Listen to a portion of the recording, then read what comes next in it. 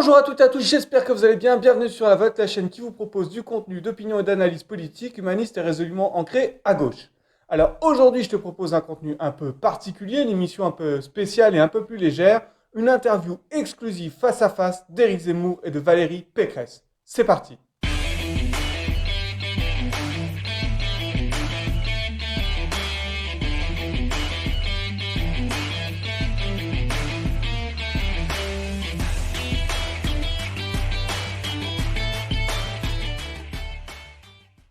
D'abord, je veux vous remercier tous les deux d'avoir accepté mon invitation sur le plateau de la Volte. On attaque sans plus attendre.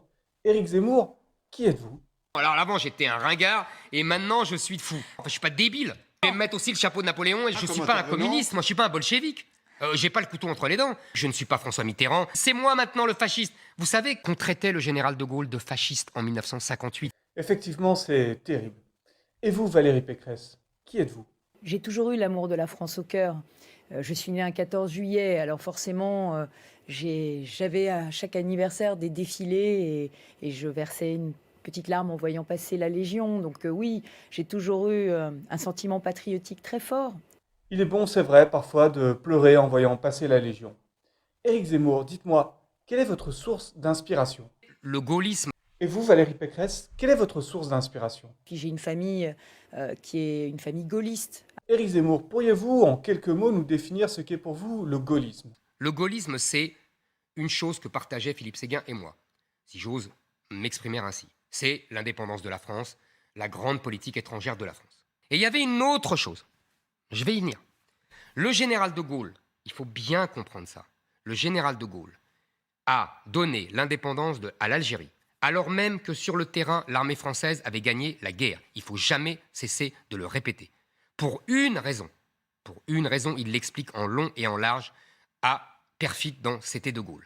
Il dit « Je ne veux pas que mon village devienne Colombey les deux mosquées ». Il dit « Regardez-les, les Arabes et les Français, c'est comme l'huile et le vinaigre, vous les mettez dans une même bouteille, ils se séparent. Car nous sommes avant tout un peuple de race blanche, de religion chrétienne et de culture gréco-romaine. » De race blanche.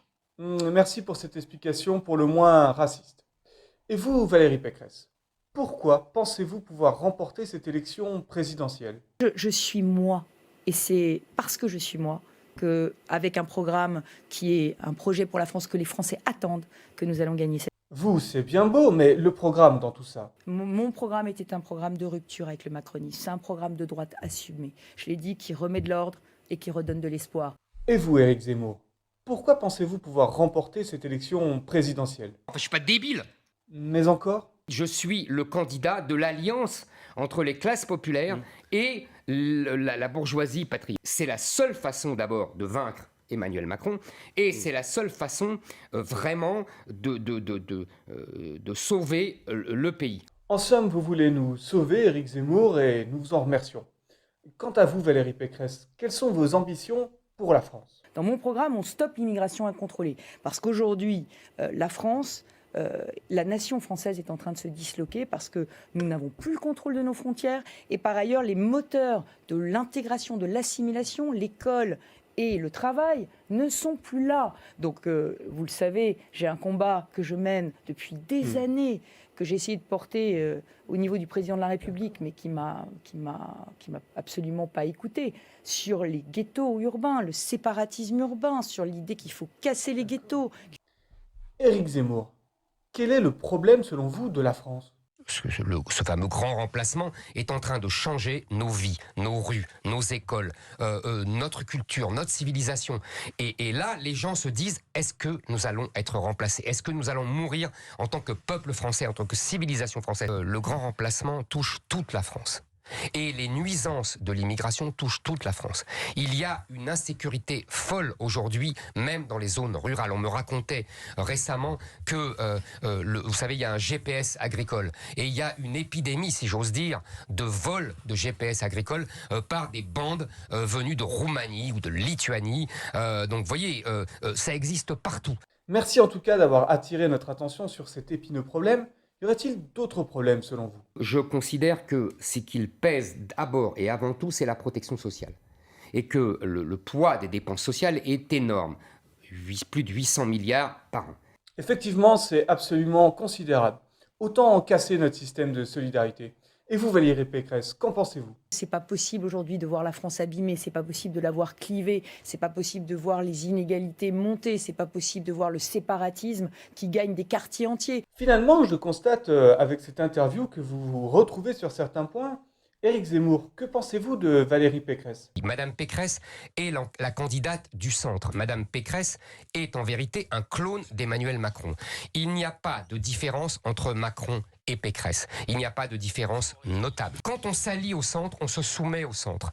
Et donc, finalement, on ne fait jamais ce qu'on promet. Donc, Madame Pécresse refait le cirque de Nicolas Sarkozy, de Jacques Chirac.